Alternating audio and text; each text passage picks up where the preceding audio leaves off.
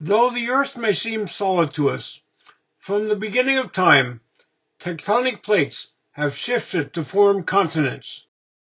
They interact in three major ways. Divergent boundaries are where plates are pulling apart. The best example of this is the Mid-Atlantic Ridge. Convergent boundaries are when one plate slides over the top of another. This typically forms mountains, including the Alps and the Himalayas. Finally, there are transforming boundaries in which one plate slides past another. Earthquakes, volcanoes, and other major geophysical phenomena occur along fault lines separating these boundaries. Seismic waves are emitted from the focus, the point on a fault line where a geophysical disturbance occurs. The point directly above the focus on the surface of the Earth is the epicenter. The epicenter is not necessarily where the fault line meets the surface. Waves emitted by an earthquake are measurable on seismographs. The magnitude or strength of an earthquake is calculated by taking the peak ground motion measured on the seismograph and looking at its distance from the seismograph. This leads to a scale between -2 and 9. The most powerful recorded earthquake ever was the 1960 Valdivia earthquake in Chile, which registered 9.7. A genius on the same level as Da Vinci and Einstein, Zhang Heng lived during China's Han Dynasty. Philosopher, scientist and statesman, astronomer, mathematician, hydraulics engineer, geographer, ethnographer, artist, poet, and literary scholar. Among his many inventions was the first device known in history to detect earthquakes. It consisted of a large bronze container with a pendulum suspended inside. Attached to the pendulum on the outside of the jar were 8 equally spaced bronze dragons. In each dragon's mouth was a metal ball, which was released when an earth disturbance would cause the pendulum to move. The balls would fall into the mouths of bronze toads. The toads would make a ringing sound, which would detect the presence of an earthquake and the direction of its origin. While the device could not measure intensity, it could give some indication of how serious an earthquake was.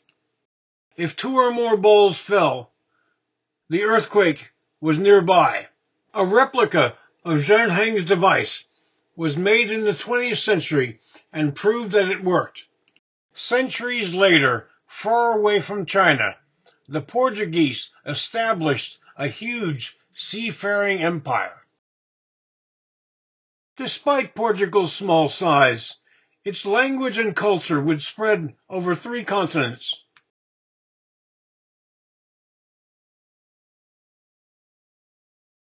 Standing near the entrance to the harbor of Lisbon, Portugal's capital, the Belém Tower is an iconic symbol of both the city and its empire. Not far away is the exquisitely beautiful Jeronimo's Monastery.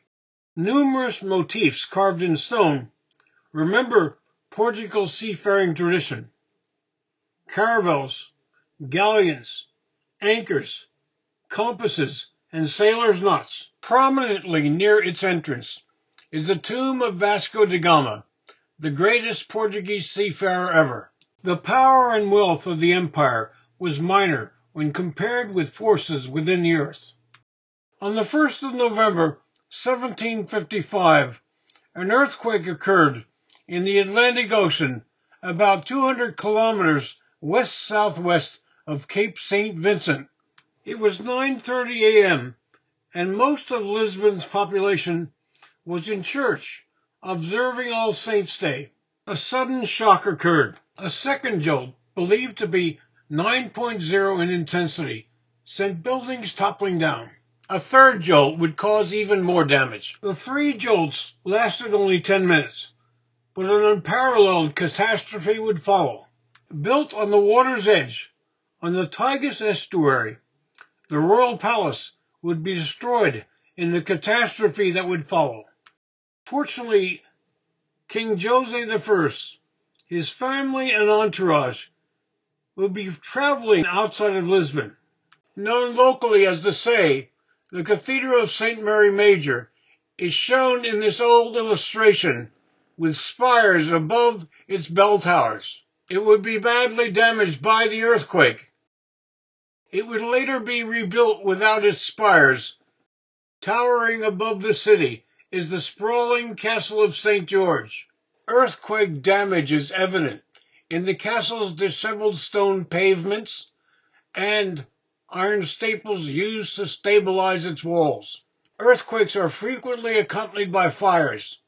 Some would claim it was the candles in churches that set the city ablaze. However, it is more reasonable to assume that while everyone was in church, thousands of fires spread from the kitchens and hearths of homes. Whatever the cause, many blazes united into a single firestorm which destroyed much of the city. From the castle is an excellent view of the city, particularly the Carmelite convent, which was ravaged by the earthquake and fires. Here's a model which shows what the convent looked like before the disaster. Its ruined, burned-out shell remains as a memorial.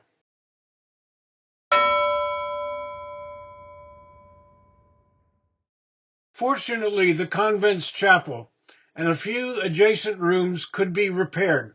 Today, they house a museum of rescued artifacts. Other devastated structures included All Saints Hospital and Lisbon's brand new Opera House.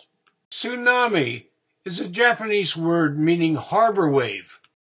The term has now passed into many languages to describe high waves generated by undersea disturbances, typically geophysical activities or explosions.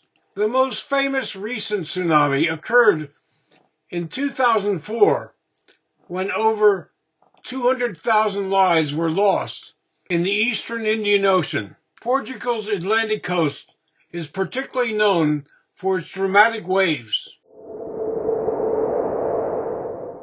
By the 21st century, it had become a surfer's paradise, equal to Hawaii, Australia, and California. However, what occurred in 1755 was far beyond the normal. Waves higher than ever seen before reshaped the coasts and drowned tens of thousands in Spain, Portugal, and Morocco.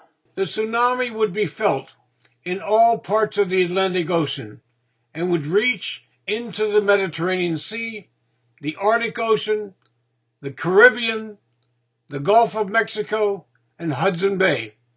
Drowning thousands, the tsunami put out some fires in the most disastrous way. Outside of my hotel, in the seaside town of Cascais, is a warning sign showing an evacuation route in case of a tsunami. Only a few meters beyond the tsunami waves, St. Dominic's Church was badly damaged by the seismic jolts and accompanying fires. Looking at the restored outside of the church, it hardly looks damaged. However, the stonework on its interior remains badly flame-scarred. As is almost always the case in disasters, a few were willing to profit from the misfortunes of others. However, troops quickly restored order, and in the end, only 6 were hanged for looting. The damage to the center of the city was profound. The cathedral, castle, Carmelite convent, and St. Dominic's Church were all on high ground. Beneath them was the Baixa, or low-lying area, which along with the coastal areas would be inundated by the tsunami. All other points on this map would be devastated by fires. The king appointed Sebastião José de Caravello y Melo, best known as the Marquis de Pombal, to rebuild the city. He would rebuild the Baixa along its current grid pattern. The site of the king's palace would become the Praça de Comércio, or Commercial Plaza. Not content to merely rebuild, he sent investigators, engineers and architects, out into the city to investigate why some buildings were resilient. He had prototypes built and would send squads of soldiers on top of them to march in place to recreate the tremors made by earthquakes. The resulting studies found that the best constructions had wooden piles driven deeply into the earth, rib vaults on the ground floors and basements, and wooden gaiola frameworks, which allowed the structures to bend and twist without breaking. This was the world's first study of earthquake-proof construction. In April 2022, an amazing new museum opened in Lisbon, not far from the Belém Tower. It is a unique, interactive experience, simply known as Quake. It thoroughly examines the phenomena of earthquakes. Visitors turn a crank to create a tsunami. Earthquake-resilient architecture is examined. While the museum focuses on the experience of Lisbon in 1755, it offers insights into other earthquakes. A room is decorated in the style of California in the early 20th century.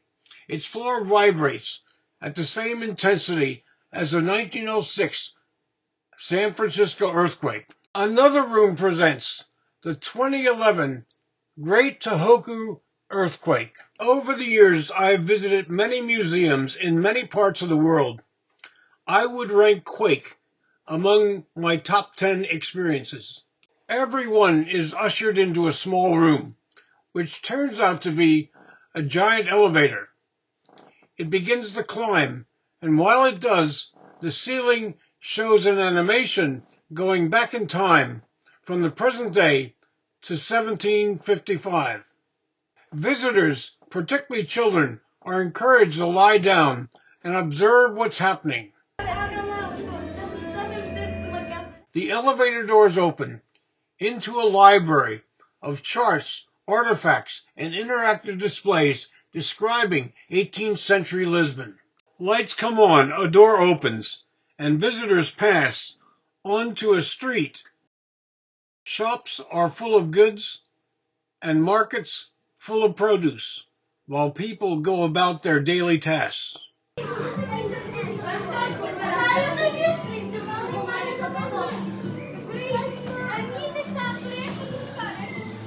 By now you probably realize my traveling companions were a group of Portuguese schoolchildren. Due to mobility issues, I use a cane. The children carefully watched out for me. At one point I dropped my cane, and a little boy quickly retrieved it and handed it to me, saying, "Here." I found out later they went to a school which taught them English from the second grade. A church door opens. Everyone goes inside and sits in pews, while the guide explains what it was like on the morning of the earthquake. She stood aside, and behind her a mass began. The pews jolt. Chandeliers sway. A harder jolt causes buildings to fall. A third jolt sees the beginnings of fires. All these effects are exactly timed to replicate the 10 minutes of the earthquake. Upon exiting the church, visitors are confronted with the reality of the fires, tsunami, and panic which overtook Lisbon.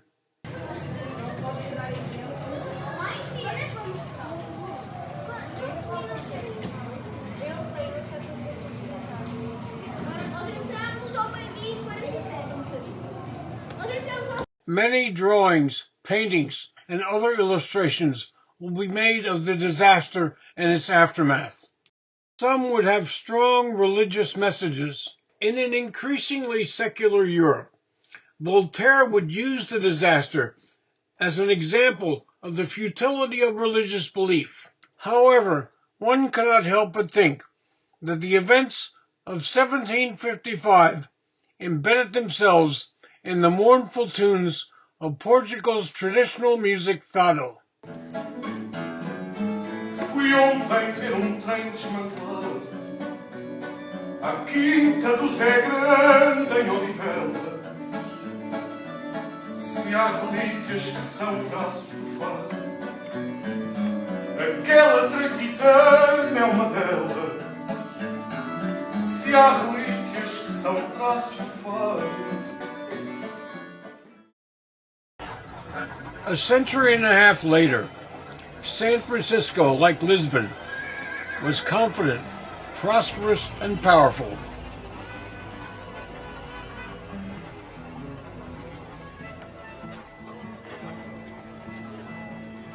Long before the construction of its iconic Golden Gate Bridge, it had been enriched by the gold rush and soon would benefit from the completion of the Panama Canal.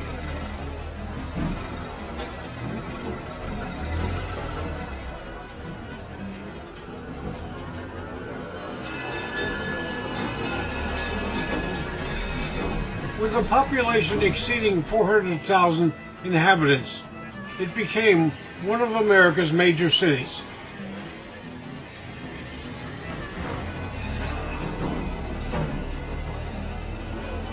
Then, on the 18th of April, 1906, an earthquake brought a halt to everything. 375 people were reported dead. We now know deaths exceeded 6,000. The quake struck at 9:12 a.m. with an estimated intensity of 7.9. It was felt from Eureka in the north to the Salinas Valley in the south.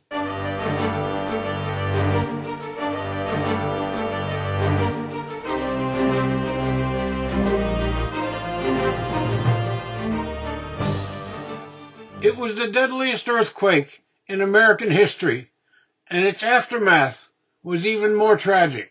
Clearly, the city was unprepared. Police and troops shot between 500 and 600 suspected looters. However, many of their victims were trying to salvage belongings from their own property. Between half and three-quarters of San Francisco's population were homeless. 2 years later, there were still camps of earthquake victims in Golden Gate Park and around the Presidio. Some were there long enough that they were able to publish a book of camp recipes, which they entitled Shake and Bake. In 2014, I was able to spend a day with Gladys Hansen and her son, a retired firefighter. Mrs. Hansen had been chief archivist for the city of San Francisco for 40 years. She had discovered severe discrepancies in the death figures given for the 1906 earthquake. It was one of many cover-ups. The city was to hold the 1915 Panama Pacific International Exhibition to celebrate the completion of the Panama Canal. To encourage reconstruction and preserve San Francisco's reputation, photos appearing in newspapers around the world were touched up. Death tolls were also manipulated, particularly in Chinatown, for racial reasons. Ordinary people were complicit in the cover-up. The first 4,000 insurance claims all cited fire damage only. Earthquakes were uninsurable acts of God. Undoubtedly, many who found cracks in their homes found it convenient to set them alight. This is probably the most extensive insurance fraud ever. To make matters worse, to facilitate rapid reconstruction, building codes were relaxed until the 1980s, which caused more lives and property damage in future quakes. The city would introduce many reforms, including earthquake-resilient architecture and sweeping preparations for future disasters. This was only after most of the mass graves from the 1906 earthquake were obliterated by new construction. San Francisco's entire city hall was raised and imperceivable rubber spacers were placed under it to reduce future seismic jolts. Sometimes disasters resulting from an earthquake are more severe than the earthquake itself. On the 30th of May 1970, an earthquake off the Pacific coast of Peru caused moderate damage. However, high in the Andes, It shook loose snow and rock, and the resulting landslide would bury the town of Yungay and kill over 30,000 people. An entire community was wiped out. Of all the world's earthquake-prone regions, Japan is the most densely populated. On the 17th of January, 1995, the Great Hanshin earthquake and accompanying fires destroyed much of the city of Kobe. Damage to the city's infrastructure was particularly severe, with the collapse of railway viaducts and highway overpasses. Founded in Kobe in 2002, the Great Hanshin Awaji Earthquake Memorial Disaster Reduction and Human Renovation Institution is a museum, archive, and research center. It educates the public about earthquakes and studies ways to minimize their effects. Among many Japanese innovations are furniture which can be used as shields and pods which can serve as shelters. Anti-earthquake beds are capable of collapsing to form a secure shelter for its occupant, including food, water, oxygen, and first aid. This happens automatically when the device senses a quake. On the 11th of March, 2011, an unprecedented series of disasters occurred. An undersea earthquake, registering 9.1 in intensity, occurred off the northeastern coast of Japan. The quake triggered a powerful tsunami, with waves that reached 40.5 meters, traveling at 700 kilometers per hour. The floods would cause a nuclear power plant to fail and leak radiation. Rescue efforts were hampered by freezing weather. It was the most complicated disaster in human history. It showed how small we are when compared with the powers going on inside the earth. Here's a map of the United States showing areas under risk from earthquakes.